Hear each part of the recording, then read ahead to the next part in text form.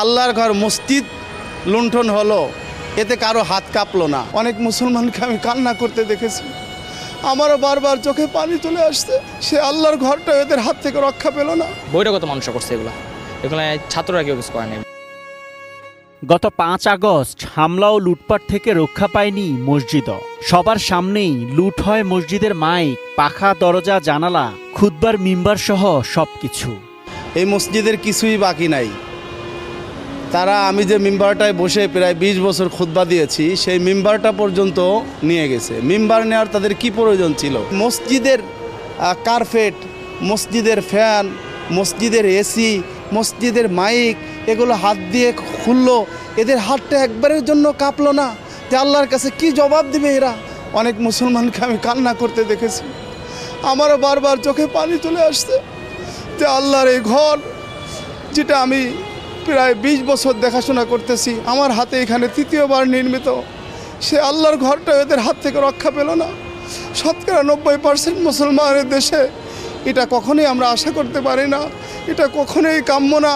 নামাজ আদায় করার জন্য এখানে উজু করতেন, সেই কলগুলো পর্যন্ত খুলে নিয়ে গেছে। আমরা যদি বাজার দর হিসেব করি, সর্বোচ্চ একটি কলের দাম ৪০ থেকে ৫০ টাকা হবে।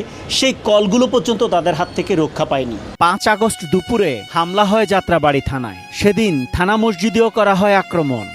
১ মাসেরও বেশি সময় পার হলেও সেই স্মৃতি মনে করে এখনো হৃদয়ে রক্তক্ষরণ হয় মসজিদের ইমাম মুফতি মোহাম্মদ তহিদুল ইসলামের। ডিজাইন, এলিগেন্স, বিউটি, সেরা পণ্য সবার জন্য জেভিকো। এই মসজিদের প্রতিটা বালুকণার সাথে আমার রক্ত মাংস মিশে আছে। একসময় আমি এই মসজিদে যখন ঘুমাতাম, আমার সামনে লাশ থাকতো, তো হাতে হাতে মানে আমার হাতে এই মসজিদটা তৃতীয়বার এখানে গড়া। তো যখন আমি এসে দেখেছি আল্লাহর ঘরে এই অবস্থা, তখন আমি নিজেকে স্বাভাবিক রাখতে পারিনি। আমি বাচ্চি মানুষের মতো ফুফিয়ে ফুফিয়ে কান্না করেছি।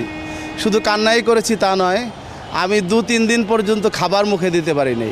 যাত্রাবাড়ি এলাকার শিক্ষার্থীরা জানান, ছাত্র আন্দোলনের সুযোগে দুর্বৃত্তরা লুট করে মসজিদের মালামাল। ছাত্ররা যারা ছিল ৫ তারিখে সবাই গণভবনের দিকে আকর্ষণ, মানে সবাই গণভবনের দিকে গেছে। বাট এখানে যা লুটপাট হয়েছে বহিরাগত মানুষ করছে এগুলো ছাত্ররা কেউ কিছু করেনি। যখন আমি এখানে আসছি, আমার আস্তে আস্তে সন্ধ্যা হয়ে গেছে ৬টার দিকে, তখন দেখি এখানে গ্যাসের পাইপ লিক হয়ে অতিরিক্ত আগুন বেরোতেছে। আর এখানে মসজিদে যা ছিল লুটপাট করে ফেলছে অলরেডি। পরে এখানে মসজিদে জায়নামাজ, এরকম মানুষ ছিল যারা জায়নামাজ পাড়াইতেছিল, কোরআন শরীফ পাড়াইতেছিল। আমরা কোরআন শরীফ জায়নামাজ সাইড করছি, করার পরে যখন এখানে গ্যাস পাইপ লিক হয়ে আগুন বেরিয়েছিল, তখন আমরা জায়নামাজ ভিজে গ্যাস পাইপের লিক আগুনটা অফ করছি। আন্দোলনে না থাকলেও মালামাল লুটের সময় অনেকেই সুযোগ নিয়েছে বলে দাবি শিক্ষার্থীদের। ৫ তারিখে আমাদের মধ্যে কেউ আসতে পারে না, যখন ৬ তারিখে যখন আমরা আসি, জানলা, গ্রিল, এসি টেসি এগুলো কিছু ছিল না। আমি নিজেও এই মসজিদে নামাজ পড়ছি, এসি চলন্ত অবস্থায় আমি নামাজ পড়ছি। এই মসজিদে যা যা দেখছি আন্দোলনের পরে আমি কিছুর সাথে মিল পাইনি। অনেক স্বাভাবিক মানুষই দেখছি যে যাদেরকে আমরা আন্দোলনে কোনো দিন দেখিনি। হ্যাঁ, কিন্তু ওই থানার এই ক্ষতি হওয়ার পরে যারা সুবিধা পাটি তাদেরকে দেখা গেছে থানার চারো সাইডে। Asad Bhuiyan, ATN news, Dhaka.